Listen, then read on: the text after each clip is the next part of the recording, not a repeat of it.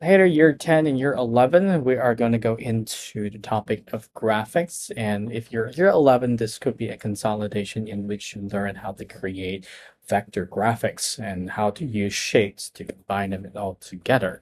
Now, in this topic, or for example, in this chapter, if you have the textbook itself, we are currently on the page 239, and this ranges across 249, if I'm not mistaken. It's a very short chapter, 247.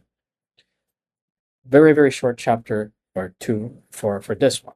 But it's a very crucial part in which some of the Edexcel past years requested you to create an image using just vector shapes.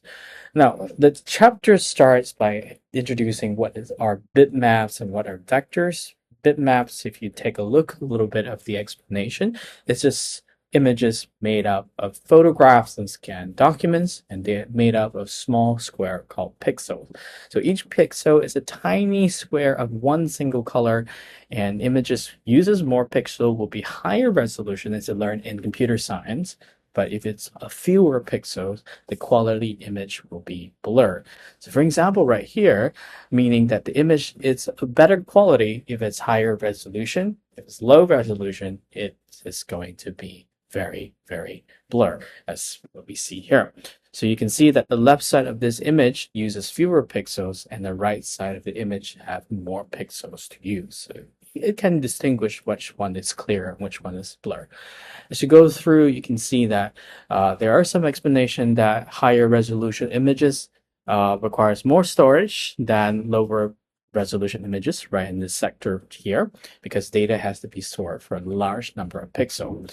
So if the bitmap graphic is enlarged, then each pixel is being enlarged and expanded too.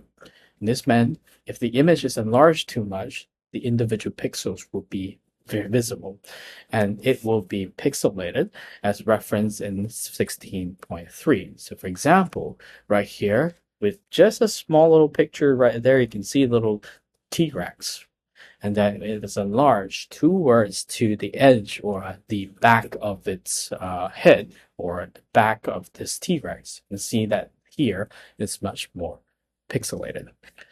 But in this topic, after learning about bitmaps again are pictures that are pixelated. Vector graphics is different from bitmaps. Vector graphics does not pixelate it whenever you enlarge them because it is made up of points or coordinates or lines, basically on this particular section.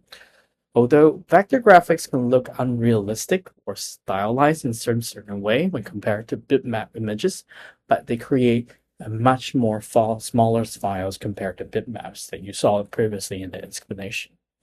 Vector graphics can be used to create image styles that are difficult to achieve in bitmap images.